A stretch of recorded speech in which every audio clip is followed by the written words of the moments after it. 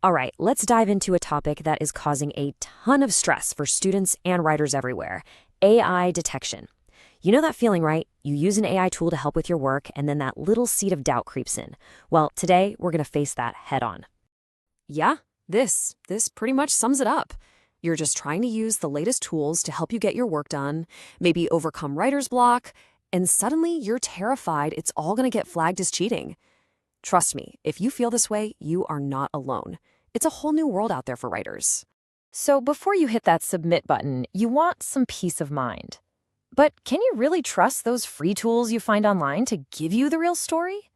That's the big question, and that's what we're here to figure out. We've set up an experiment to see if any of these free options can actually hold a candle to the big guys. Now, to get a real answer, we can't just be sloppy about it. We need a proper, consistent way to test these things. So we've created a fair fight, a real head-to-head challenge with a very specific set of texts.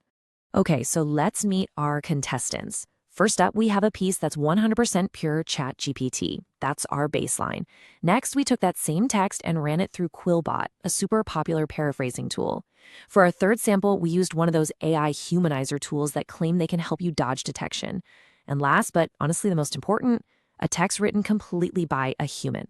This is going to be our test for false alarms. So how do these detectors even work? Well, it's not magic. It's all about patterns. They're looking at two key things: perplexity and burstiness. Basically, perplexity is how predictable the words are, and burstiness is about how much the sentence length and structure varies. You see, AI writing is often super smooth, super consistent.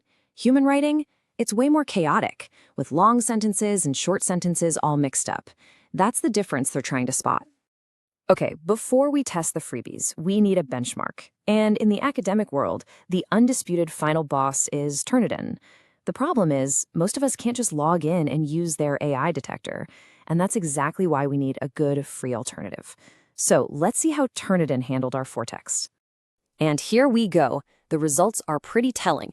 Turnitin absolutely nails the pure AI and the paraphrased AI, flagging them both at 100%. That humanizer tool did fool it a little bit, bringing the score down to 46%. But here's the most critical part. It correctly gave the 100% human-written text a score of 0. This right here is the gold standard we're shooting for. All right, now for the moment of truth. We've got our scores from the industry giant. How are the free tools going to do? Let's run our four texts through the ringer and see if any of them can even get close to these results. So now we're putting these popular free detectors on trial. We're going to see who's accurate, who's not, and most importantly, who makes the most dangerous mistakes. Let's start with the easy one, the pure ChatGPT text. Okay, Turnitin and Pangram both hit it out of the park, 100%. But right away, you can see the cracks forming. Quillbot's own detector only gives it an 87%, and ZeroGPT, well, it's way down at about 58%. That shows you there's a huge difference in how sensitive these tools are from the get-go. You know, as bad as missing some AI is, there's something way, way worse. And that's a false positive. That's when a tool accuses your original human work of being AI generated. That can cause so much stress and lead to completely unfair accusations. It's the number one thing a detector has to get right.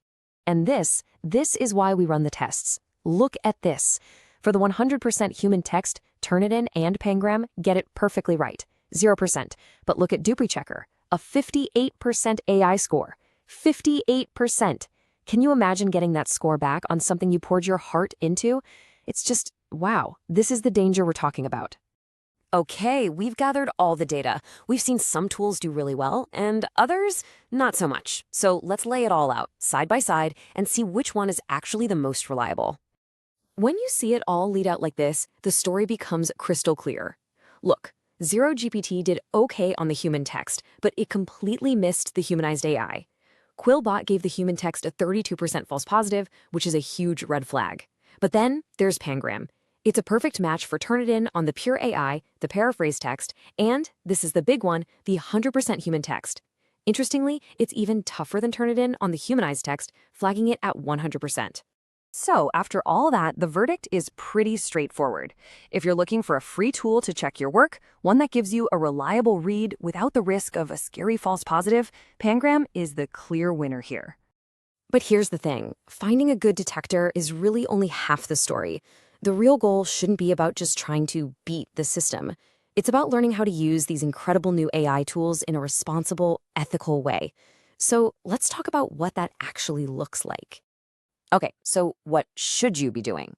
Think of AI as your super smart writing assistant, not the writer itself. For sure, use it to clean up your grammar, improve your phrasing, or fix the tone.